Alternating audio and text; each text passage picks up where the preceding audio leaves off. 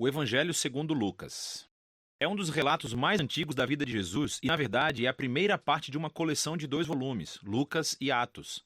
Se você comparar as linhas de abertura de ambos os livros, fica claro que eles provêm do mesmo autor. E há indícios internos no livro de Atos, assim como uma tradição antiga que identificam o autor como sendo Lucas, o companheiro de viagem e colaborador do apóstolo Paulo, que também sabemos que era médico. Lucas começa o seu trabalho com um prefácio explicando como e por que ele escreveu esse livro. Ele reconhece que há outros relatos muito bons da vida de Jesus. Mas ele queria voltar às tradições de testemunhas oculares do maior número possível de discípulos, a fim de produzir o que ele chamou de um relato sobre todas as coisas que foram cumpridas entre nós. Essa palavra, cumpridas, nos mostra por que Lucas escreveu esse relato. Para ele, a história de Jesus não é apenas uma história antiga. Ele quer mostrar como essa história é o cumprimento da longa história de aliança entre Deus e Israel. E, além disso, a história de aliança entre Deus e o mundo inteiro. O conceito do livro é bastante claro. Há uma longa introdução que funciona como base para as histórias de João Batista e de Jesus. E nos capítulos 3 a 9, Lucas pinta um retrato robusto de Jesus e a sua missão na região natal da Galileia. Depois disso, uma grande parte do livro descreve a longa jornada de Jesus até Jerusalém. O que leva ao clímax da história, que é a última semana de Jesus em Jerusalém, levando a sua morte e ressurreição, e que então nos leva até o livro de Atos. Neste vídeo, vamos nos concentrar apenas na primeira parte do Evangelho de Lucas. A introdução é longa e conta as histórias em paralelo do nascimento de João Batista e Jesus. Há um casal idoso de sacerdotes, Zacarias e Isabel, uma jovem solteira, Maria e José.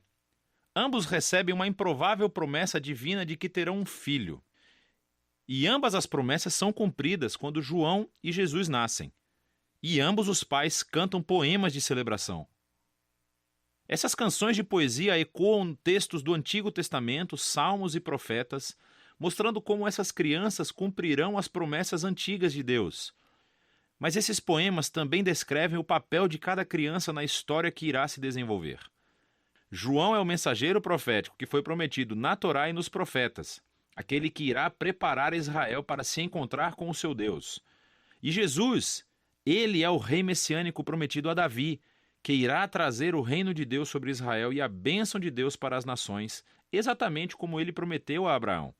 Depois disso, Maria leva Jesus ao templo de Jerusalém para a sua dedicação. E 2 profetas idosos, Ana e Simeão, veem Jesus e reconhecem quem ele é. E Simeão canta a sua própria canção, um poema inspirado pelo profeta Isaías.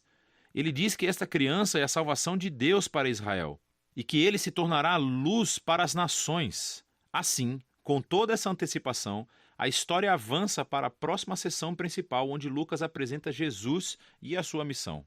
Ele prepara a história com o movimento de renovação de João no Rio Jordão, onde ele clama por um novo reino de Israel, arrependido e comprometido com uma nova vida através do batismo.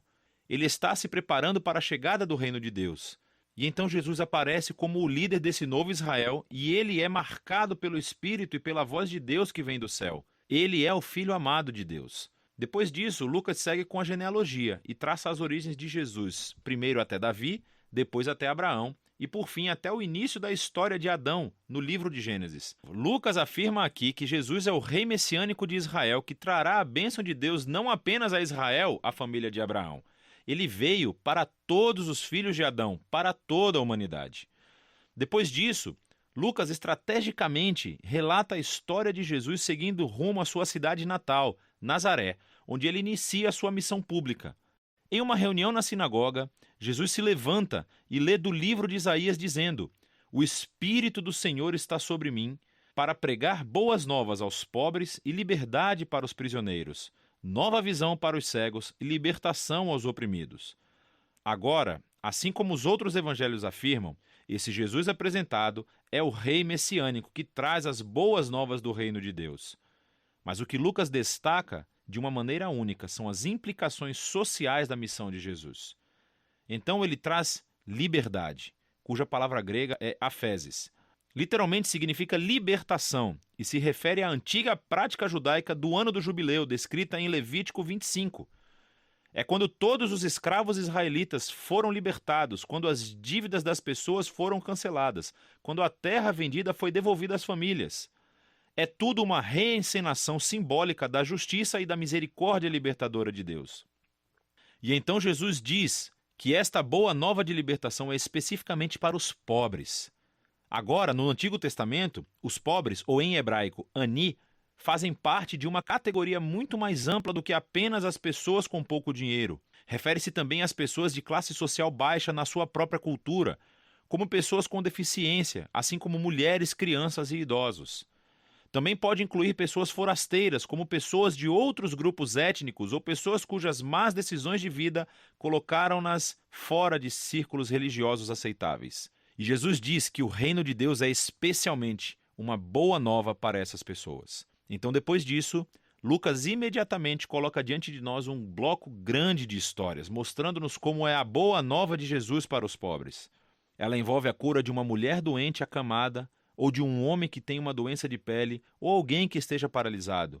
Há histórias aqui também sobre Jesus acolhendo na sua comunidade um cobrador de impostos, Levi, que não é financeiramente pobre, mas um forasteiro social. Há uma história sobre Jesus perdoando uma prostituta. Lucas nos mostra como o reino de Jesus trouxe restauração e inversão das circunstâncias de uma vida inteira. Ele aumenta o círculo de pessoas que são convidadas a descobrir o poder de cura do reino de Deus. E como a missão de Jesus atrai muitos seguidores, ele faz algo ainda mais provocativo. Ele forma essas pessoas em um novo Israel, nomeando sobre eles os 12 discípulos como líderes correspondentes às 12 tribos de Israel. E então Jesus ensina seu manifesto de um reino invertido, ou como Lucas o chama, o sermão dado na planície. Ele diz que o amor de Deus pelo forasteiro e pelo pobre significa que o seu reino traz uma inversão em todos os nossos sistemas de valores. Ele está aqui para formar um novo povo alternativo de Deus que responderá ao convite de Jesus praticando uma generosidade radical de serviço aos pobres. Pessoas que vão liderar através do serviço de uma vida de paz e perdão. Pessoas que têm uma devoção sincera, profunda, mas que rejeitam a hipocrisia religiosa. A visão radical de Jesus reivindica a autoridade divina. Ela começa a gerar resistência e controvérsia, especialmente entre os líderes religiosos de Israel. A maneira como ele alcança as pessoas questionáveis é uma ameaça às tradições religiosas e ao senso de estabilidade social. E então eles começam a acusar Jesus de blasfêmia contra Deus, de ser um bêbado e de se misturar com os pecadores. E assim essa ascensão culmina em uma nova revelação da missão de Jesus aos seus discípulos. Ele diz que sim, ele é o rei messiânico e que ele afirmará seu reinado sobre Israel, morrendo em Jerusalém, tornando-se o rei servo sofredor de Isaías 53, que morre pelos pecados de Israel.